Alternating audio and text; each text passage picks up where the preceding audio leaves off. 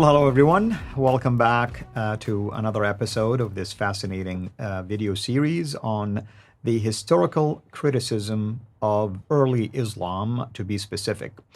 And if you've been tracking with us, you've noticed that we have really highlighted a number of problems, at least related to what we call the standard Islamic narrative.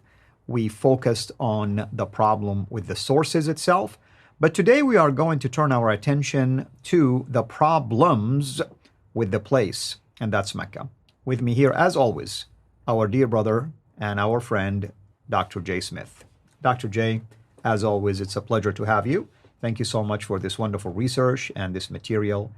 And obviously, we want to encourage Muslims to first hear you out, hear the material, investigate it if necessary, before they jump into any conclusions, meaning making accusations against you or against me as if we are trying just to get views, or just say things that are not substantiated. For instance, right now, you're going to talk about the problem with the place. What are we dealing with? The place, Mecca itself. Now, just to make sure that we correct that we get the correction, I didn't do any of this research. It is other people's research. I want to make the record straight. All I am doing and all you're doing is communicate what others have researched. That's right. We are taking it, we are encapsulating it, and we're putting it into sound bites that people can understand. I'm the one that puts it onto maps and put it onto timelines. Yes, I'm responsible for that. That's so we communicate it better so people can actually visualize it. We're finding, just like we're using videos, we could write this up in a book, but we're using videos because people can see it on a video. They can see the timelines, they can see the maps, they can see the pictures, they can see the writings on the manuscripts that we're going to be showing later on. This is very important so people can actually, once they visualize it, then of course, then they can communicate it to their own people in their own place, in their own time. So we're going to zero in on Mecca. So why Mecca? Okay, and actually I was going to ask you why Mecca, because I know why I want to go with Mecca. I want to see what you think. Why should we go to Mecca? Well, Mecca, of course. I mean, let's talk as someone who followed Islam. You say Mecca, here is what comes to my mind immediately. The birthplace of the Prophet. Mecca, the start of a religion called Islam that was following. Mecca, that's what I face when I'm praying daily. And when I want to go and do the pilgrimage, that's where I start, for instance. And the list can go on and on and on. Yeah, everything we know about Islam is dependent on this one city, Mecca. It all happens here. Historically, even before Muhammad, even before Islam began, Mecca is the center of history. Mecca is where all things happen from God. So that's why Mecca is absolutely important. And it's not us saying this. You don't say it. I don't say it. The standard Islamic narrative has made that very clear, right, that Mecca, for them, they are absolutely dependent on Mecca. So that's why we're zeroing in at the very beginning of these three categories. The book, the man, and the place, we're starting with the place. We're kind of flipping it backwards. Right. We should have gone with the book, the man, and the place, like I've always said. But no, I'm going to do it just the opposite. I'm going to start with the place, the man, and the book. So starting with Mecca. Therefore, every Muslim that's listening and every Muslim that we're going to meet is absolutely dependent on Mecca. All Muslims follow the standard Islamic narrative. They have to. They have no other choice. There's no other narrative that they can go to. There are no other traditions that they can point to. And they have always had to depend on these. These traditions, they assumed, came from the time of the Prophet and the place of the Prophet. And we've shut that down in the last episodes that we did. Pretty much shut that down categorically. Nobody can say anymore today, after what we have shown, that they came from the place the Prophet lived or the time the Prophet lived. That 9th and 10th century is too late, and Baghdad and Bahara and Tabaristan, these are too far away, just too far north and too many hundreds of years later. So what we're going to put down is, let's then go to this place. Since you say it happened in Mecca, since everything is dependent on Mecca, let's see if it actually did exist. So to do that, if we can get rid of Mecca, if we can shut down Mecca, which I want to do now, we shut down the other two. So it's a quick way, a quick step. And I would say this to anybody who is engaging with Muslims on the historical argument or the historical critique: start with Mecca. like we're going to start with Mecca, because once you shut down Mecca, that shuts down the standard Islamic narrative. Since everything is dependent on this place, start with the place. It's the easiest to start. You'll see why as we go through these episodes. So let's look at the claims. Let's look at the claims that Mecca about Mecca that we see. Let's now go to the slides and see what the Muslims are claiming. Mecca is the oldest and best known city in history, is the first claim they make. Absolutely. I mean, I believed it with all my heart. Why? It was the center of basically trade, for instance. No, before that, why is it the best known, the oldest? I mean, we're taking it all the way back, like you said, to the days of Adam and Eve. So I mean, Adam and Eve were living in Mecca. right? Can you get anybody earlier than Adam and Eve? Now these are the first two couple, basically. The first two. I mean, The first man, the first woman. yeah. So there's no one earlier than Adam and Eve.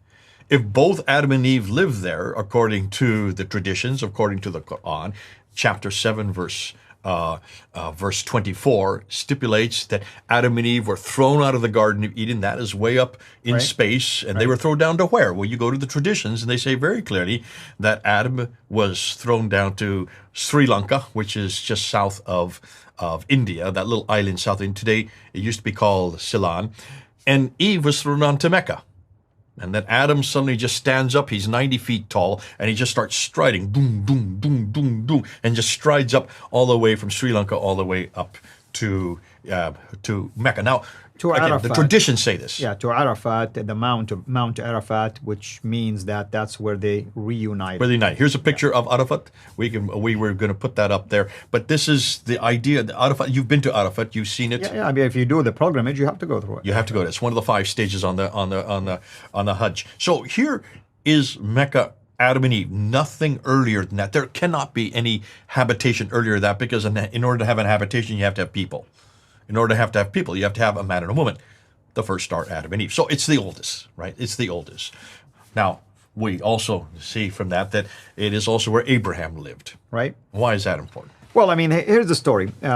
Abraham, as you know, the story of Abraham and Sarah and Hagar.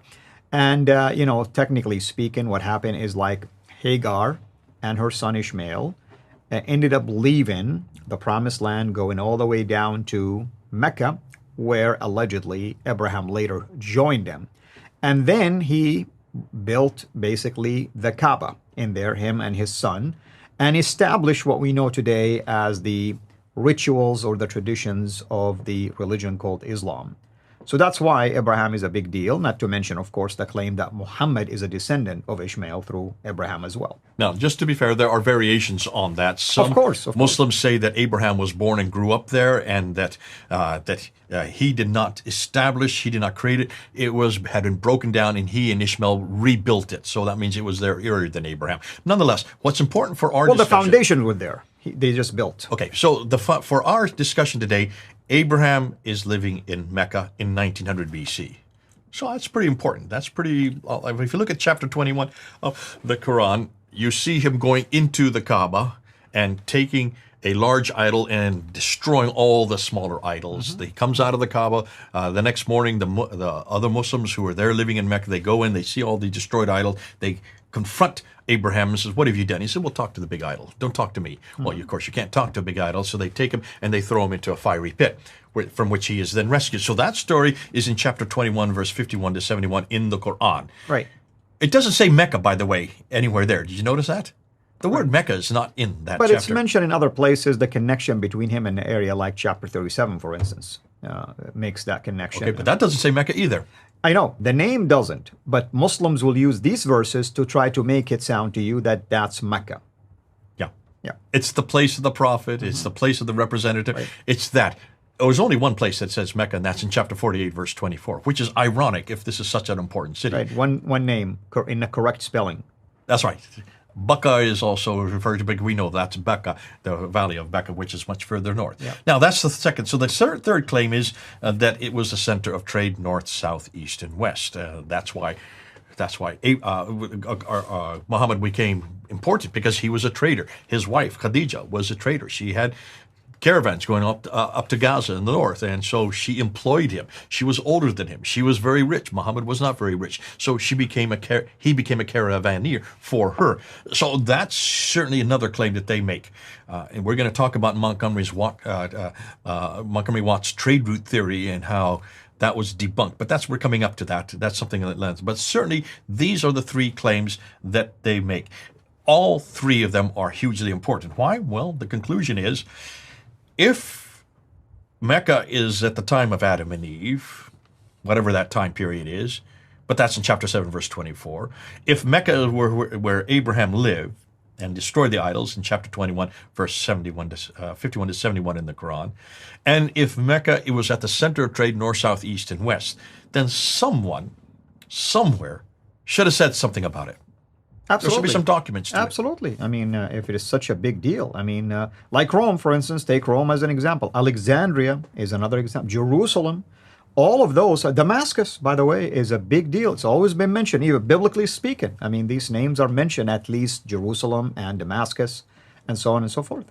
So I would expect, listen, talking to Muslims, is it too difficult to demand that if this is a city that has existed since the beginning of mankind, this is a city that existed since 1900 BC, this is a city that was at the center of trade, north, south, east, and west, shouldn't someone have known about it? Shouldn't there be some reference to it?